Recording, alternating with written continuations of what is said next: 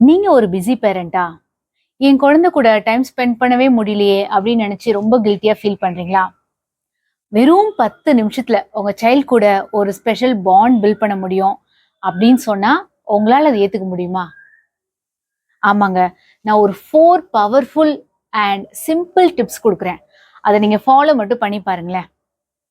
அதுவும் இல்லாம அந்த 4th டிப் இருக்கு இல்லையா? அது ரொம்ப இம்பார்ட்டன்ட் டிப். அதை மட்டும் மிஸ் பண்ணிடாதீங்க. Tip number 1, be fully present without any distractions. அப்படின்னா உங்க போன் எல்லாம் எடுத்து நீங்க தள்ளி வச்சிருங்க. டிவி ஆஃப் பண்ணிடுங்க. இல்ல கிச்சன்ல ஏதாவது வேலை இருந்துச்சுன்னா அது எல்லாத்தையும் தள்ளி வச்சுட்டு அந்த 10 நிமிஷம் வந்து உங்களுக்கும் உங்க சைல்டுக்கும் உரிய நேரம் அது. ஸோ அந்த டைம்ல ஐ கான்டாக்ட் ஃபுல்லா கொடுங்க உங்க சைல்டு கூட. ஸோ உங்க சைல்டோட லெவலுக்கு போங்க. அந்த நேரம் வந்து உங்க சைல்டை வந்து ஜட்ஜ் பண்ணாதீங்க. நீ இப்படிதான் பண்ணணும், அப்படிதான் பண்ணணும், நீ அது பண்றது சரியில்லை அப்படி எதுவுமே சொல்லாதுங்க. லிசன் பண்ணுங்க. ஃபுல்லா வந்து லிசன் பண்ணுங்க. இதெல்லாம் பண்ணி பாருங்களேன். அந்த டிஃபரன்ஸ் உங்களுக்கு தெரியும். Next tip number 2, do a quick activity with your child. So உங்க குழந்தை கூட ஏதாவது ஒரு ஆக்டிவிட்டி நீங்க பண்ணணும். உங்களுக்கு ஒரு விஷயம் தெரியுமா? குழந்தைங்களுக்கு எது ரொம்ப பிடிக்கும் சொல்லுங்க? அவங்களுக்கு விளையாடுறது தாங்க ரொம்ப பிடிக்கும். நீங்க அவங்க கூட விளையாண்டீங்கன்னா என்ன ஆகும்னா, நீங்க அவங்களோட லாங்குவேஜ் பேசுறீங்க அப்படின்னா அவங்களோட லவ் லாங்குவேஜ் நீங்க பேசுறீங்க. ஸோ அப்ப என்ன ஆகும்னா உங்க கூட அவங்க ஈஸியா கனெக்ட் ஆவாங்க.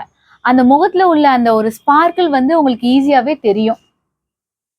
ஸோ மேபி ஒரு பொம்மை கூட விளையாட சொல்லலாம், இல்லைன்னா ஒரு பால் விளையாடு அப்படின்னு சொல்லலாம். இல்ல கொஞ்சம் பெரிய பிள்ளைங்களா இருக்கிறாங்க அப்படின்னா வந்து கிரிக்கெட் விளையாட சொல்லலாம், இல்ல ஏதாவது போர்ட் கேம் விளையாட சொல்லலாம். இந்த மாதிரி ரூல் பேஸ்ட் கேம் வந்து விளையாட சொல்லலாம்.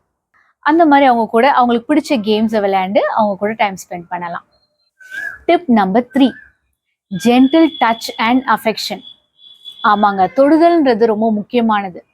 நீங்க ஜென்டில் டச் பண்றப்ப மேபி உங்க சைல்டை நீங்க ஹக் பண்ணலாம், இல்லைன்னா அவங்க கையை பிடிச்சிக்கலாம், இல்லைன்னா அவங்க பக்கத்துல உட்காந்துக்கலாம். அப்படி பண்றப்ப பிரெயின்ல ஒரு ஹார்மோன் ரிலீஸ் ஆகும். அதோட பேர் வந்து ஆக்சிடாசின். அது வந்து லவ் ஹார்மோன். ஸோ அது ரிலீஸ் ஆகுறப்ப அந்த எமோஷனல் கனெக்ஷன் வந்து ரொம்ப நல்லா பில்ட் ஆகும். அதுவும் இல்லாமல் ஸ்ட்ரெஸ்ஸுமே வந்து கம்மியாகும். வெறும் குழந்தைக்கு மட்டும் இல்லைங்க, உங்களுக்குமே அந்த ஸ்ட்ரெஸ் வந்து ரொம்ப கம்மியாகும். Tip number 4, the last tip. நான் சொன்ன மாதிரி ரொம்ப இம்பார்ட்டன்ட் டிப். அது என்னன்னா, use positive affirmations with your kids. அதாவது பாசிட்டிவ் வேர்ட்ஸ் வந்து நீங்க அவங்க கூட வந்து யூஸ் பண்ணணும். வார்த்தைகளுக்கு வந்து ரொம்ப வல்லமை இருக்கு.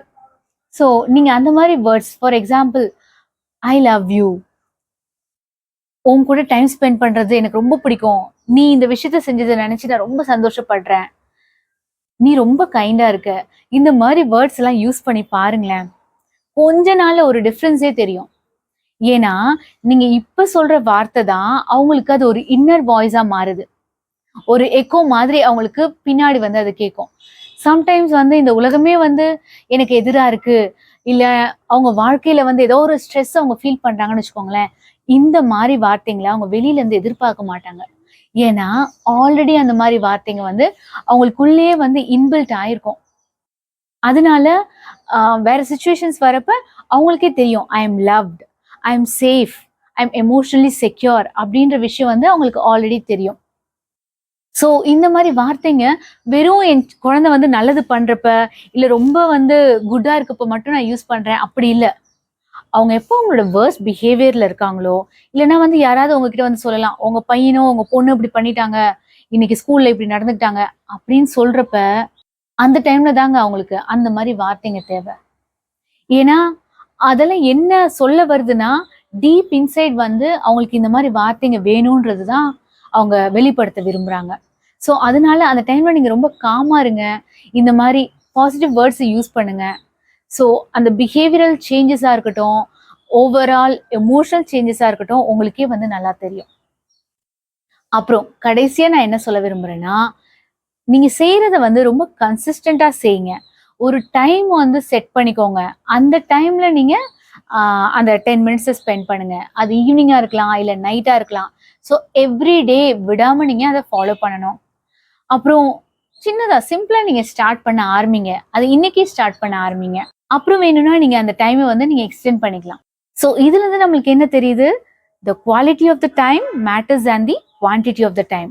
அதாவது நீங்க எவ்வளோ நேரம் ஸ்பெண்ட் பண்றீங்க, அதை விட வந்து நீங்க நீங்க ஸ்பெண்ட் பண்ற நேரம் வந்து நீங்க நல்லா குவாலிட்டியா ஸ்பெண்ட் பண்றீங்களா, அதுதான் வந்து ரொம்ப முக்கியமானது. ஸோ இந்த பேரண்டிங் டிப் உங்களுக்கு ஹெல்ப்பா இருந்துச்சுன்னா, இன்னொரு பேரண்ட் இது மூலமா பெனிஃபிட் ஆவாங்க அப்படின்னு நீங்க நினைச்சீங்கன்னா கண்டிப்பா ஷேர் பண்ணுங்க. இந்த மாதிரி நிறைய பேரண்டிங் டிப்ஸுக்கு என்னை சப்ஸ்கிரைப் பண்ணுங்க, ஃபாலோ பண்ணுங்க.